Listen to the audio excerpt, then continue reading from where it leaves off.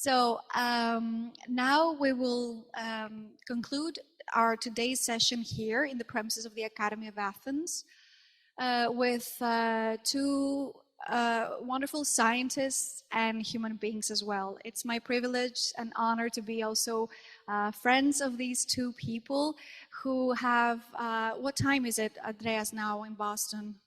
It must be very, very early in the morning. It is 6:21 in the morning. Oh my gosh, I'm so sorry for that. So Dr. Andreas Mershin is a distinguished researcher in MIT. He will present himself also because his CV is very long and I wouldn't like to miss anything to Andreas. And Dr. Also Dimitris Ioannidis is a colleague, also distinguished attorney of law, working in research projects with Andreas also apart from his capacity as a lawyer, as an attorney at law. So thank you so much. Good morning. And good morning. Could you enable screen share because we cannot? Yes. Oh, it is working now. Perfect. Yes, our technician just made that available. So thank you so much for joining us. We were a bit off time. We should be already in our break. No rush. I know that you have we had programmed like 30 minutes here, but if you would be like kind enough to make it a bit shorter, also to have some questions. I was shortening it as the other people were speaking. I was cutting out slides. And so I know it's before lunch, so we have to go quick. Yes, I promise it'll be fun. Apologies for that, but you know better. So thank you so much, Andreas. The floor is yours. Thank you. Dimitri, would you like to say something first? And then I will go into my slides because I know you don't have slides today. No, Kalimera. First of all, thank you. Kalimera. Let's say it's, I'm just going to make a few comments right after you finish, Andreas. So, okay. So I start then? All right. So, Kalimera says, Καλό απόγευμα μάλλον. I will do this speech in Greek, and please interrupt if you have any questions. Sorry, something. Andreas, I thought that your speech today would be in English since we also have an audience of 10. I meant in English. I'm going to do it in English. Okay, great. Thank you. I'm having a bit of an issue here. Hold on, give me a second. Stop share. Just a second. All right, here we go. Okay, so. And that's how I think we have to deal with these issues.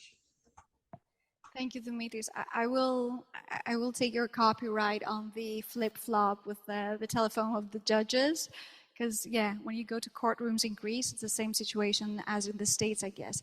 So another question here, all the way from the European Commission, and Ms. Danai Spetsu. Thank you. So I'm Danai. I'm actually also a lawyer, but I'm working in the European Parliament at the moment. And to just complement the question and the discussion at the moment is that we have a new tool now after the GDPR, the European Health Data Space, that is ongoing and being drafted now. But if I can give you, it's true, what we do in the law school is very boring, but also in reality, sometimes we have a lot of boxes that they're not connecting to each other. So during the procedure that we're now drafting this specific legislation, we were constantly coming up with discussions from other scientific sectors for in silicon devices and clinical trials, extended reality devices. And it seems that even if we know these type of technologies, we cannot really introduce them and include them in the specific legal framework. We really have to reconstruct everything and think all over and be more creative. So it's very challenging procedure and action. But it's very interesting to have these type of discussions and collaboration, because this would definitely give a direction towards the right direction. Yeah. Thank you. Yeah, again, first of all, I do invite all of the people that ask questions to kind of see if they want to join us with Osmocosm, because this is the beginning of a new idea. We have the conference, like I said, in October. Anybody's welcome to come and meet us in person and kind of be part of what we are doing. It's a valid question when it comes to sort of thinking about emerging legislative agendas in a little bit of a different kind of a way. But my problem is that we don't really, as lawyers, we don't really understand the startup worlds, for instance, some of the ideas that are coming up, and that is a failing approach. we have to really be engaged from the beginning of innovation. At least that's what my approach is. And while I understand that some legislative measures are necessary and they're coming up, they do not solve the problem. Legislation alone does not solve the problems. I think it takes a little more than that.